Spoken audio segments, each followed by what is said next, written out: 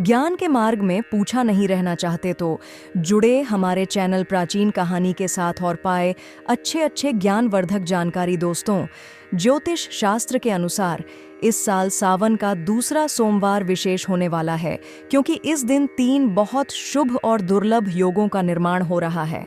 चलिए जानते हैं सावन के दूसरे सोमवार के दिन किन किन दुर्लभ योगों का निर्माण होने जा रहा है और इन योग में पूजा करने से क्या क्या लाभ होते हैं। वृद्धि योग ज्योतिष में शुभ कार्यों के लिए अत्यंत अनुकूल माना जाता है। वृद्धि का अर्थ है बढ़ना या प्रगति करना। इस योग में किए गए कार्यों में सफलता और उन्नति मिलती है। विशेषकर धन संपदा, व्यापार या किसी भी प्रकार की वृद्धि से संबंधित कार्यों के लिए यह योग बहुत फलदायी होता है। इस दिन शिव पूजा करने से आर्थिक समृद्धि और भौतिक सुखों में वृद्धि हो सकती है। सर्वार्थ सिद्धि योग को ज्योतिष में सभी मनोकामनाओं को पूर्ण करने वाला और हर कार्य में सफलता दिलाने वाला माना जाता है। सर्वार्थ का अर्थ है सभी उद्देश्य और सिद्धि का अर्थ है पूर्णता या सफलता। इस योग में शुरू किए गए किसी भी शुभ कार्य में बाधाएं कम आती हैं और सफलता मिलने की प्रबल संभावना होती है। यह योग मंत्र सिद्ध, अनुष्ठान या किसी भी महत्वपूर्ण कार्य को प्रारंभ करने के लिए उत्तम है। अमृत सिद्धि योग को ज्योतिष में अत्यंत शुभ और शक्तिशाली माना जाता है।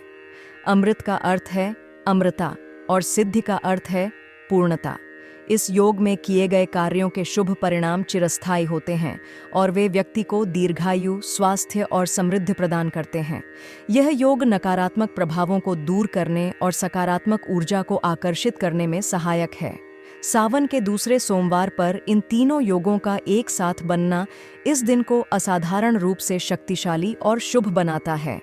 यह एक ऐसा दुर्लभ संयोग है जब किए गए धार्मिक कार्य, पूजा पाठ या कोई भी नया शुभ कार्य अनंत गुना अधिक फल प्रदान कर सकते हैं।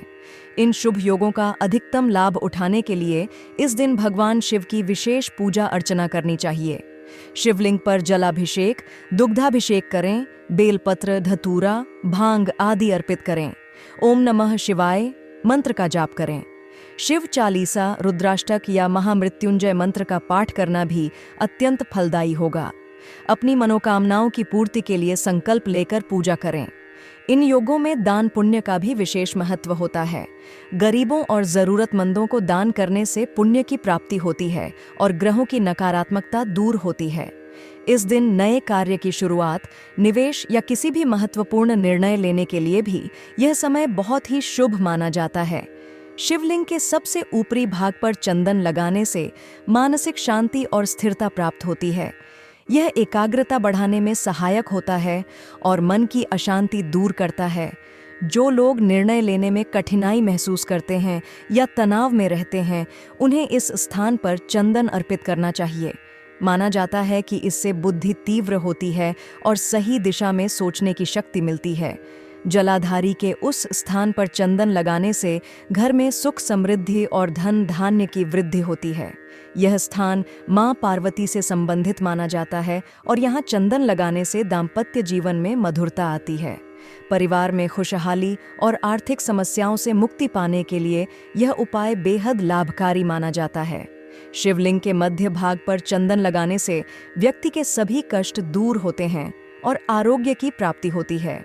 यदि आप किसी बीमारी से जूझ रहे हैं या बार बार स्वास्थ्य संबंधी परेशानियां आती हैं, तो इस स्थान पर चंदन लगाना शुभ माना जाता है। यह नकारात्मक ऊर्जा को दूर कर सकारात्मकता लाता है।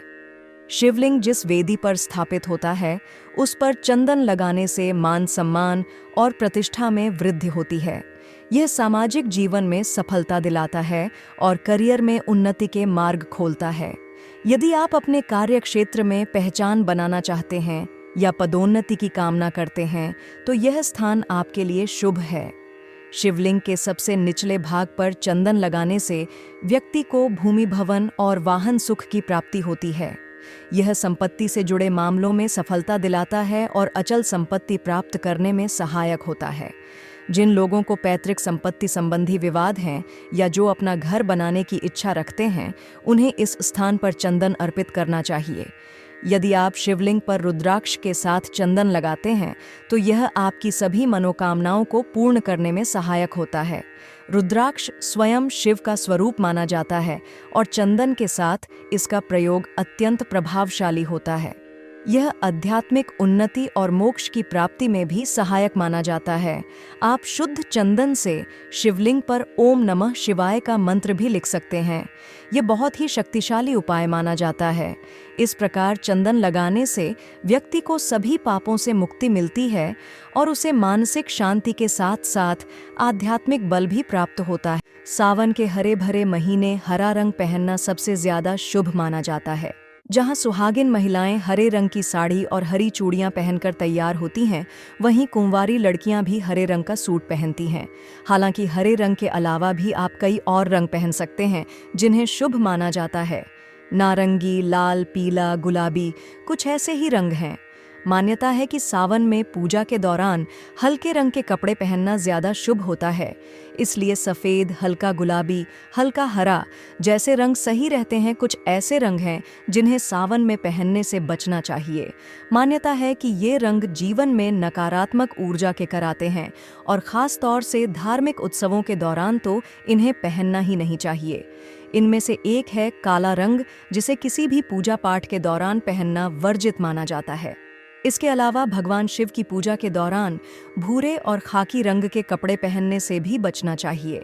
इन्हें अशुभता का प्रतीक माना जाता है। कहते हैं इन्हें पहनकर पूजा करने से उसका फल नहीं मिलता है। सावन के सोमवार को भगवान शिव को प्रसन्न करने के लिए सफ़ेद, हल्का नीला या हल्का गुलाबी रंग पहनना श्रेष्ठ माना जाता है। ये रंग मानसिक शांति और आत्मिक शुद्धता का प्रतीक होते हैं। सफ़ेद रंग शिव जी की प्रियता को दर्शाता है, इसलिए यह दिन सफ़ेद पहनकर शिव पूजा करना बेहद शुभ होता है। मंगलवार का दिन हनुमान जी और शक्ति से जुड़ा है। इस दिन लाल, सिंदूरी या गुलाबी रंग पहनना शुभ होता है। ये रंग जोश, साहस और आत्मबल को बढ़ाते हैं। सावन में यह रंग पहनकर हनुमान चालीसा या शिव तांडव स्तोत्र का पाठ करना विशेष फलदायी होता है। बुधवार को हरे रंग को प्राथमिकता दें। यह रंग न केवल आँखों को सुकून देता है, बल्कि जीवन में संतुलन और समृद्धि का प्रतीक भी माना जाता है। सावन की हरियाली में हरा रंग आपको प्रकृति से जोड़ता है और मानसिक संतुलन बनाए रखता है।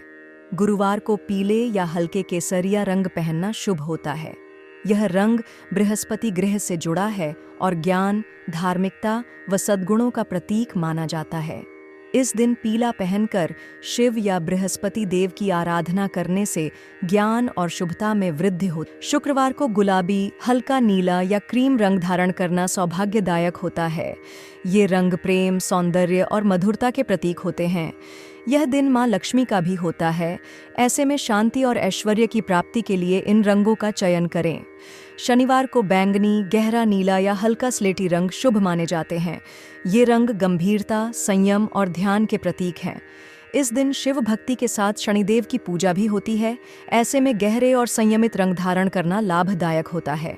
रविवार सूर्य देव का दिन है, जो ऊर्जा और आत्मबल के प्रतीक हैं। इस दिन नारंगी या हल्का लाल रंग पहनना शरीर में ऊर्जा और उत्साह को बढ़ाता है। सावन में यह रंग आपके दिन को भक्ति और जोश से भर सकता है। सावन के पूरे महीने भी आप यह काम कर सकते हैं, या फिर अगर आप सिर्फ सावन के सोमवार को शिव मुट्ठी चढ़ना चाहते हैं तो ऐसा भी कर सकते हैं। लेकिन यह याद रहे, यह 5 चीज़ें एक साथ मिलाकर नहीं चढ़ानी है, बल्कि इन 5 अनाजों को एक एक मुट्ठी करके आपको शिवलिंग पर अर्पित करना है। इसके बाद एक घी का दीपक जलाकर अपनी मनोकामना मांगनी है। तुलसी का पौधा घर में सकारात्मक ऊर्जा लाता है और नकारात्मकता को दूर करता है। सावन के महीने में वातावरण में विशेष ऊर्जा होती है। ऐसे में तुलसी की उपस्थिति घर के माहौल को शांतिपूर्ण और खुशहाल बनाती है। तुलसी भगवान विष्णु को अत्यंत प्रिय है और उन्हें हरिप्रिया भी कहा जाता है। सावन में भगवान विष्णु योग निद्रा में होते हैं। ऐसे में तुलसी की पूजा से उनकी विशेष कृपा प्राप्त होती है। साथ ही तुलसी में माता लक्ष्मी का भी वास माना जाता है, जिससे घर में धन धान्य की वृद्धि होती है। धार्मिक मान्यताओं के अनुसार रोजाना तुलसी को जल चढ़ाने और उसकी पूजा करने से व्यक्ति के समस्त पापों का नाश होता है। मृत्यु के समय मुख में गंगा जल के साथ तुलसी डालने से आत्मा को शांति और मोक्ष की प्राप्ति होती है। ज्योतिष शास्त्र के अनुसार तुलसी में जल चढ़ाने से कुंडली में मौजूद कई ग्रह दोषों का शमन होता है। विशेषकर बृहस्पति ग्रह से संबंधित दोष दूर होते हैं। सावन में सच्ची श्रद्धा से तुलसी की पूजा करने से भक्तों की सभी मनोकामनाएं पूर्ण होती हैं। अपनी विशेष इच्छाओं की पूर्ति के लिए तुलसी माता से प्रार्थना करना अत्यंत फलदायी माना जाता है। तुलसी के औषधीय गुण भी इसे धार्मिक महत्व प्रदान करते हैं। यह हवा को शुद्ध करती है और नेचुरल एंटीसेप्टिक भी है, जो इसे घर के लिए एक पवित्र और लाभकारी पौधा बनाता है। सावन का महीना वर्षा ऋतु का होता है, जिसमें तुलसी तेजी से बढ़ती है, जो इसे लगाने के लिए उत्तम समय बनाता है। सावन में सोमवार के व्रत जरूर करें। सोमवार के व्रत करने और अपने मनोकामना भोलेनाथ और माता पार्वती के समक्ष रखने से शीघ्र फल की प्राप्ति होती है। सावन में भोलेनाथ और माता पार्वती की आराधना करें, उन्हें सिंदूर, कुमकुम अर्पित करें। लगातार 10 दिनों तक शिवलिंग पर इत्र अर्पित करें। सावन सोमवार को शिवलिंग पर 5 नारियल चढ़ाएं और ओम श्रीं वर प्रदाय श्री नमः का जाप करें। जिन कन्याओं के विवाह में देरी हो रही हो, विवाह के लिए योग्य कुंवारी लड़कियां सावन सोमवार के दिन बाल्टी में थोड़ा सा गंगा जल डालकर पानी भरें और स्नान करें। इसके बाद ओम नमः शिवाय मंत्र का जाप करें। किसी लड़के के विवाह में अड़चन आ रही है तो सावन के सोमवार पर शिवलिंग पर केसर मिला हुआ दूध चढ़ाएं।